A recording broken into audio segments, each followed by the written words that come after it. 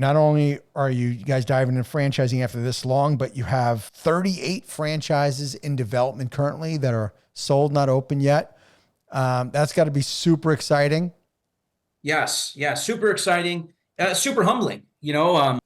When you do stuff as a corporation, you're putting your own money at risk every day, which has responsibility. But when others are investing in your concept, there's a greater level of responsibility. And like I was telling you earlier in our discussion, I couldn't be happier with the relationships that we've cultivated and how they're taking progress towards opening up the stores in their market. The way they're approaching local marketing is fantastic.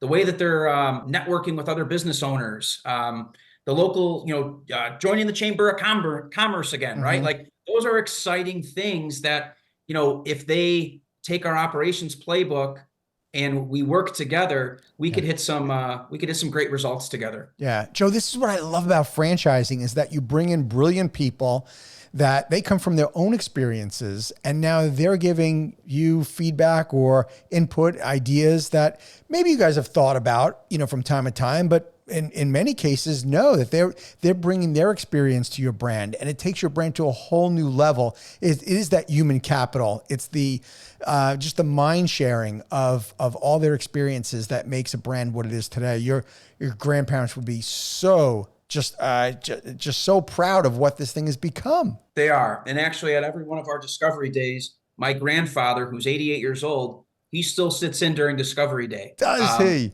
He does, and he's super proud of our family and what the third generation is contributing. And yeah, it's wonderful. And really, going back to what you said about when franchisees and franchisors link up, Mm-hmm. it's really that level of urgency, right?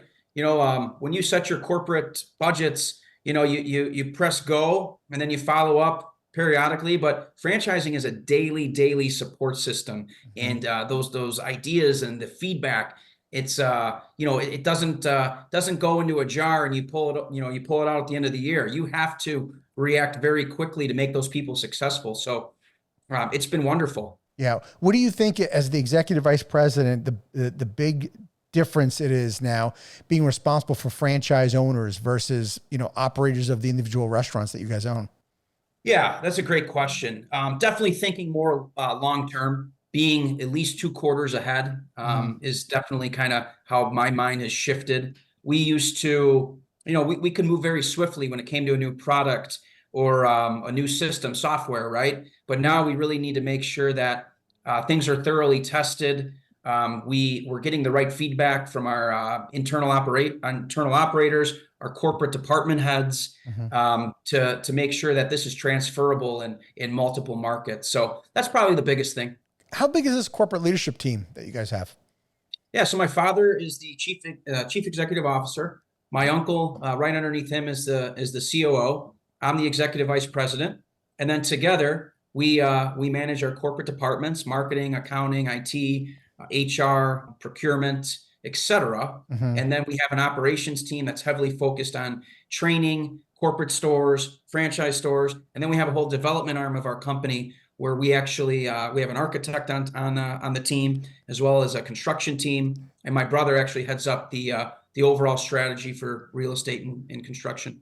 This is a lot more than just selling some Italian beef sandwiches, Joe. Very intricate and a lot of fun. If you have a boring day over here, you shouldn't be here. You're doing something wrong then, probably, right? Right. Tell me about your franchise owners. So who do you look for? Who's your ideal owner? Yeah. So ideally they have restaurant retail experience, preferably in a multi-unit capacity. But even backing up, we look for like-minded individuals. You really have to have a strong connection to the brand as you take this into a new market. Mm-hmm. And I could tell you some stories, but that's really a common denominator. They have the experience with the brand. They were customers of the brand when they were either living here or still live here and relocating.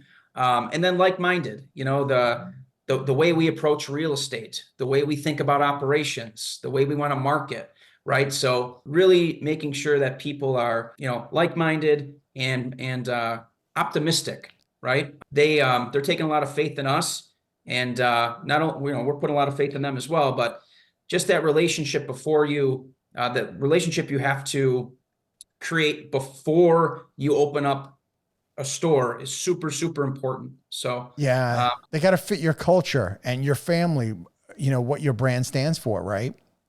yeah, right. I mean, we don't want to sell a franchise in Arizona and they're absentee. No, that's not who we are, right? We want people that are going to work the business, maybe not scooping fries and making beefs every day, but someone that's going to make sure that the facility looks great, Mhm. making sure that they're taking care of their people, making sure that they're spending money on marketing and really maintaining that level of quality and service that we believe in so much over here. And so you were saying that multi-unit franchising earlier is part of the expansion. I mean, that's more of your ideal franchise than somebody owning a single unit. I believe that there needs to be a good mix. Yeah.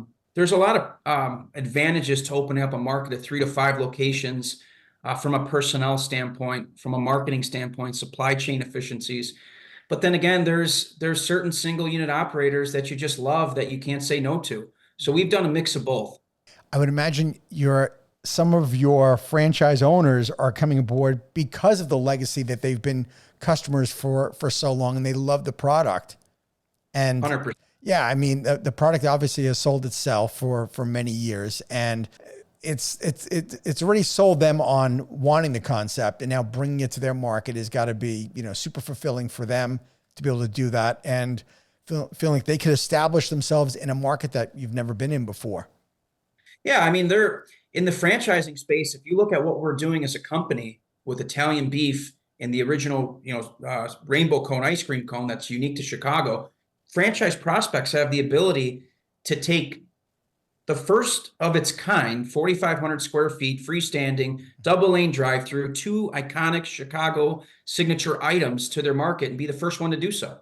Right. No one's really doing what we're doing, and that's really exciting. Sure. Well, just think of all the people, an example, that are from Chicago area that grew up, on your brand, and say moved to Florida, and folks that are in Sarasota, and they can't believe that there's a Buona restaurant in Sarasota where, a product that they grew up on. And that's super exciting for them.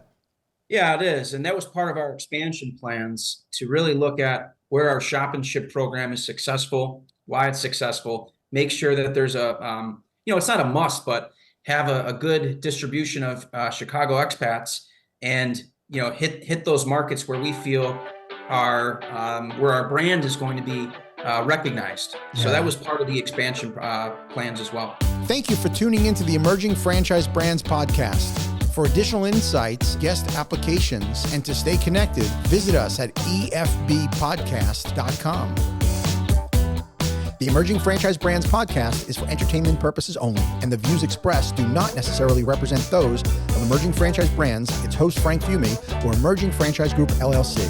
Any discussed franchise or investment opportunity requires thorough investigation, obtaining proper disclosure documents, and expert consultation before making any investment decisions. The podcast and its host do not offer professional advice or endorsements, and they hold no responsibility for actions, representations, accuracy, or consequential damages related to the podcast content.